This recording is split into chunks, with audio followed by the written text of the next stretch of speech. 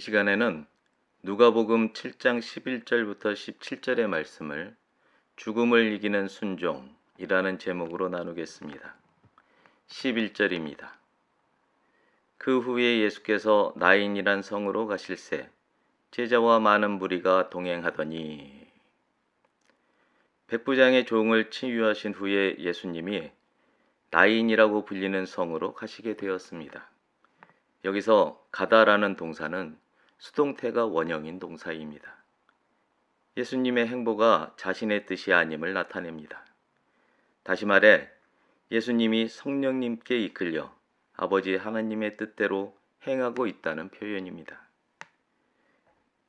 나인이라는 성의 이름에 대해서는 두 가지 설이 있습니다.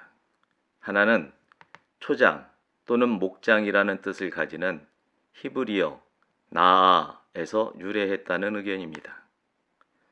또 다른 하나는 즐거운 또는 유쾌한 이라는 뜻을 가지는 히브리어 나임이라는 단어가 와전됐다는 의견입니다. 초장이나 목장은 예수님을 목자 삼은 양들에게 예수님이 선사하시는 풍요로움입니다. 또한 즐겁다 또는 유쾌하다 라는 말은 마음이 만족스럽거나 탁 트여 시원한 상태입니다. 초장에서 배를 채우고 누운 풍요로운 양떼의 모습입니다. 어떤 설을 적용하든 목자이신 예수님과 그의 양들에게는 아름다운 모습입니다. 이러한 모습이야말로 다름 아닌 하나님을 향한 찬양이 됩니다. 나인이라는 성 이름은 어떤 기대감을 가지게 합니다. 지금 예수님은 혼자가 아니라 제자들을 비롯해 많은 인파와 함께 움직이고 있습니다. 세례 요한의 세례를 받고 홀로 광야로 가셨던 때와는 사뭇 다른 상황입니다. 이 상황은 이스라엘의 지도층이나 로마가 볼 때 전혀 바람직하지 않은 상황임에 틀림이 없습니다. 무리와 함께하는 일은 자칫 무리를 빚어내게 됩니다. 여기서 무리란 아직 예수님을 목자로 삼지 않은 사람들을 말합니다. 지금 세상에서도 교회에 나간다고 해서 모두가 다 예수님의 제자는 아닌 것과 마찬가지입니다. 해 아래 새로운 것이 없습니다. 12절과 13절입니다. 성문에 가까이 이르실 때에 사람들이 한 죽은 자를 메고 나오니 이는 한 어머니의 독자요 그의 어머니는 과부라. 그 성에 많은 사람도 그와 함께 나오거늘 주께서 과부를 보시고 불쌍히 여기사 울지 말라 하시고.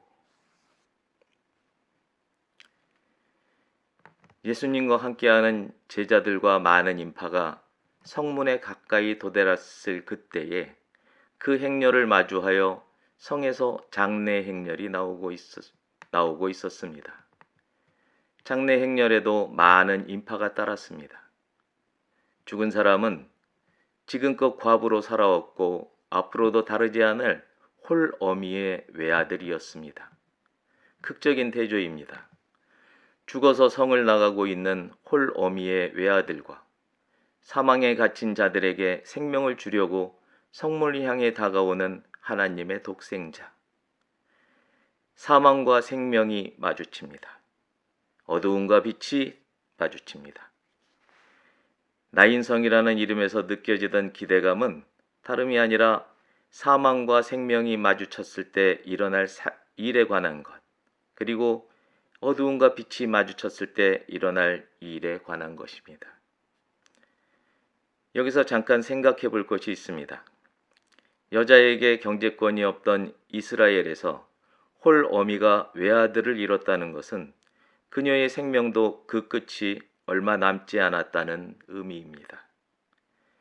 이 장례 행렬에 함께하고 있는 사람들로부터 홀어미가 돌봄을 받을 수도 있겠다는 일말의 희망도 생기지만 어쩌면 이 장례 행렬은 죽은 외아들과 살아있는 홀어미 두 사람의 장례 행렬이라 해도 과언이 아닙니다. 그런 장례 행렬이 예수님의 행렬과 마주침으로 두 행렬이 모두 주춤거립니다. 이때에 홀어미를 보신 예수님이 그에게 두 가지를 행하십니다. 먼저 예수님은 홀어미를 불쌍히 여기십니다. 예수님은 장래 행렬을 보시고 홀어미가 외아들을 잃은 것을 이미 아셨습니다. 그녀의 목숨 역시 위태로움을 아셨다는 말입니다. 따라서 예수님의 불쌍히 여김은 마음으로부터 우러나오는 긍휼입니다. 그런 예수님이 긴급하게 홀어미에게 명령하십니다. 너는 울지 마라. 여기서 울지 말라라는 말의 의미는 잠깐이 아닌 항구적인 것입니다. 외아들을 잃고 이제 어떤 기쁨도 남아있지 않은 홀어미에게는 참으로 어처구니 없는 소리로 들렸을지 모릅니다. 이 한마디가 홀어미에게는 울음이 대성통곡으로 바뀌는 국면이 되었을 것입니다. 그러나 예수님은 내가 너를 앞으로도 계속해서 울 일이 없게 하겠다고 선포하고 계신 것입니다. 14절과 15절입니다.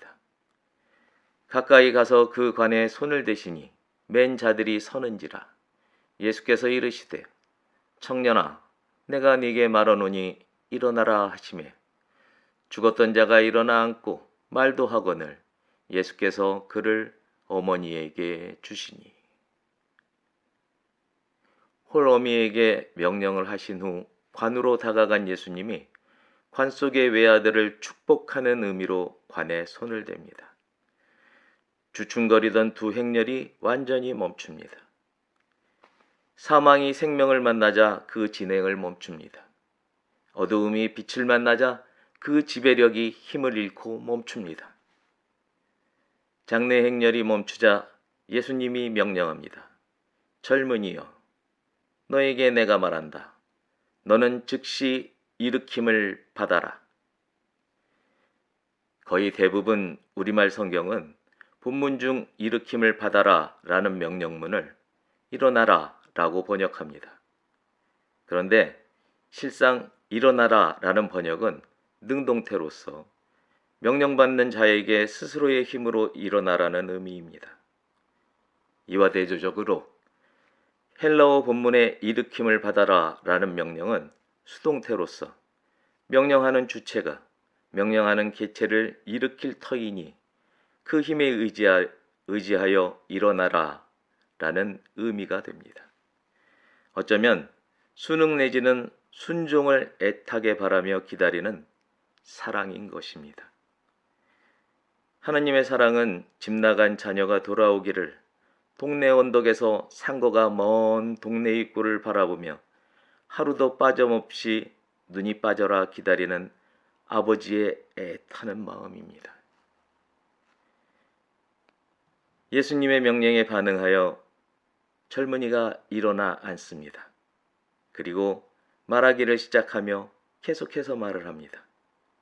무슨 말을 했을지 참으로 궁금합니다.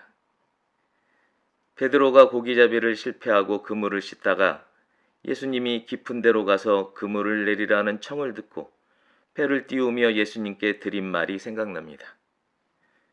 선생님, 우리들이 밤이 새도록 수고하였으되 잡은 것이 없지만은 말씀에 의지하여 내가 그물을 내리리이다. 죽었다 일어나 앉은 젊은이가 한 말은 선생님, 제가 죽어 스올로 내려가고 있습니다마는 선생님께서 일으킴을 받으라 하신 그 말씀에 의지하여 일어났습니다. 이런 말이 아니었을까 합니다. 예수님은 사망에서 생명으로 돌아온 아들을 그의 홀어미에게 주었습니다. 홀어미에게도 생명을 주신 것입니다. 이때 예수님은 아마도 홀어미에게 가벼운 윙크를 날리시며 미소를 머금고 내가 조금 전에 뭐라 했소? 앞으로 울 일이 없게 하겠다고 하지 않았소? 나는 내 약속을 지킨 거요. 하시지 않았을까요? 사망이 생명을 마주치자 사망이 사망합니다. 어두움이 빛을 마주치자 어두움이 주랭랑을 칩니다. 그러나 사람이 어두움을 더 사랑하여 사망에 숨으면 이런 일은 일어나지 않습니다. 그래서 하나님의 사랑과 예수님의 은혜는 결코 불가항력의 권력이나 화려함이 아닌 누더기 같은 쓰라림 위에 서 있습니다. 자녀가 하나님을 아버지로 예수님을 구원의 주님으로 맞이할 때 비로소 하나님의 사랑과 예수님의 은혜가 영광을 받을 수 있기 때문입니다. 16절입니다. 모든 사람이 두려워하며 하나님께 영광을 돌려 이르되 큰 선지자가 우리 가운데 일어나셨다 하고 또 하나님께서 자기 백성을 돌보셨다 하더라. 16절은 이 사건을 목격한 사람들의 반응입니다. 첫 번째, 두려워했습니다.